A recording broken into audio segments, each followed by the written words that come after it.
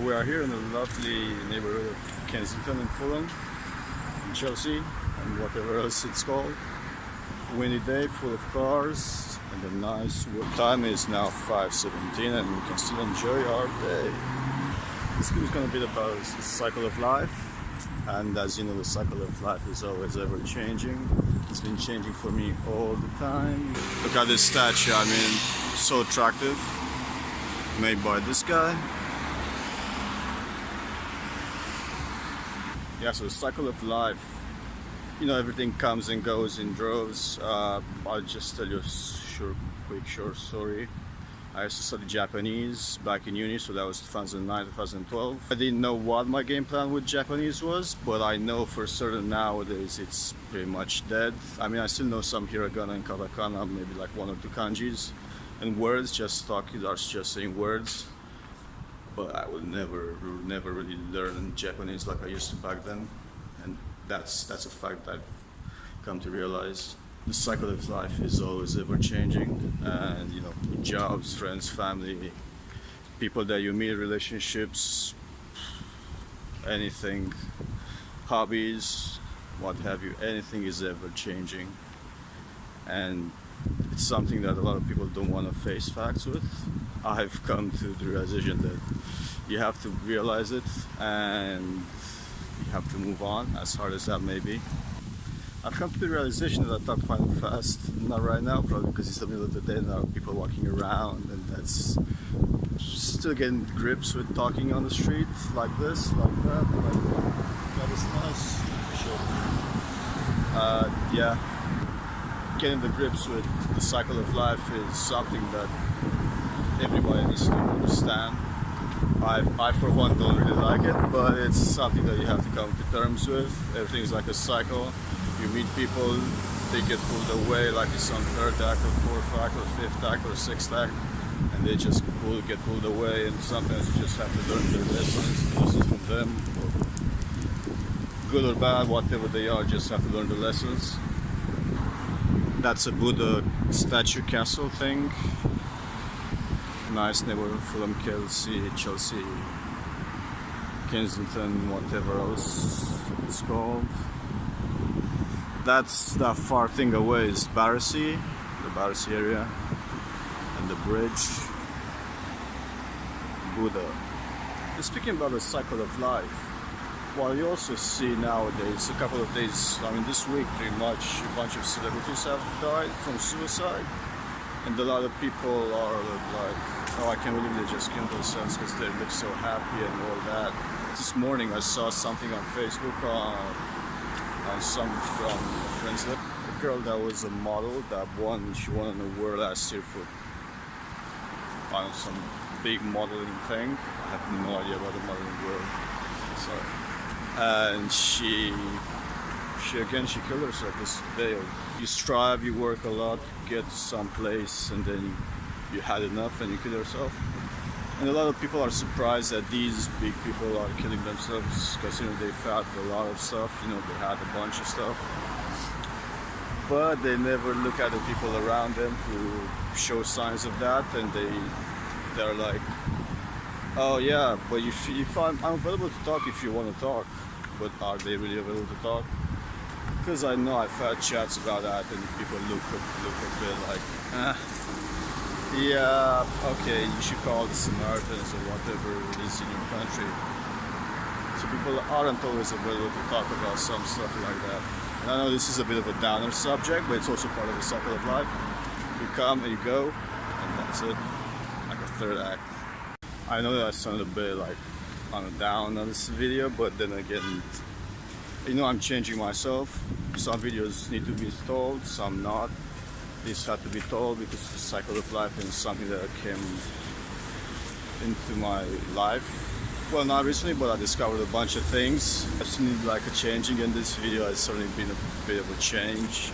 I mean, look at me, I'm talking on the street in 5 p.m., which I never thought I could do, maybe like even a month ago. Because you saw my challenge about talking on the street, about talking about how people walk on the street and talk, you know, and with their cameras right up here, up top.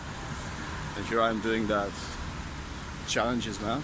They come, go, and some you conquer, some you don't. I usually change about twice a year, like every 6 months or so.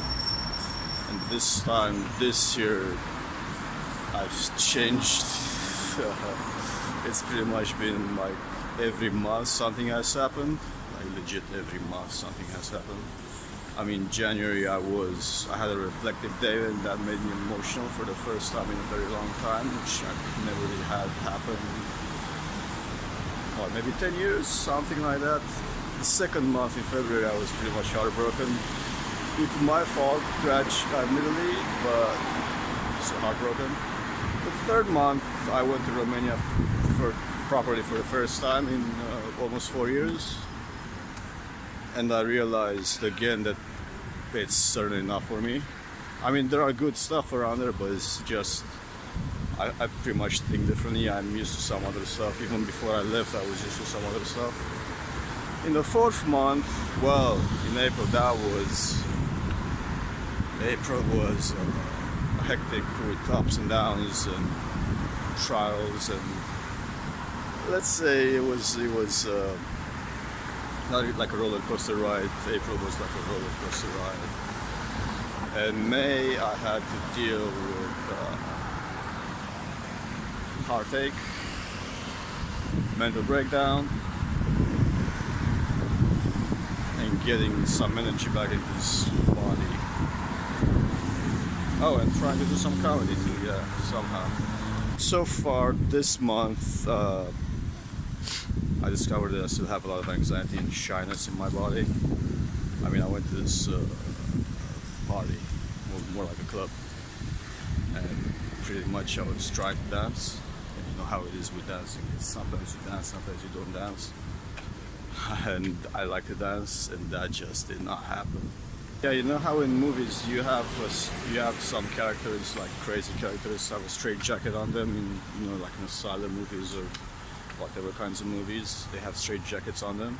Yeah, that's kind of how I felt that night, even though I haven't been to something like that in a very long time, so I still had the effects of anxiety and shyness. For some reason, I was pretty much telling my body, come on, raise your legs, move your arms, something, you know, and it just did not happen.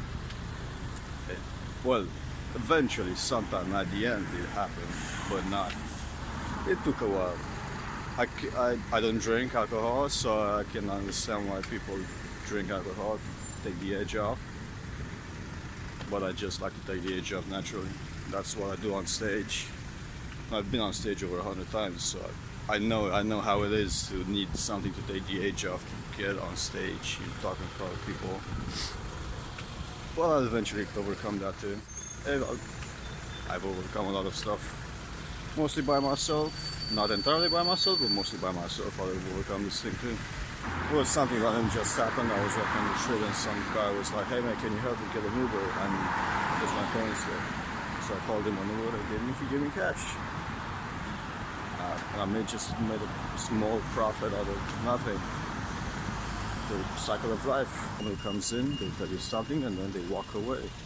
On to the next side. We are here on the Pimlico to Vauxhall Bridge.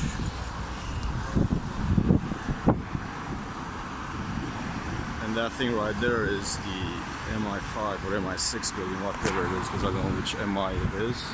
Another thing that you hear in James Bond, that's the building. It looks ugly as hell. It looks like something from RoboCop, bro. And these are nice looking buildings though. Red bus. Here's a closer look. Here are these other buildings. I know this video has been strange, but not strange, so might as well just go into strange.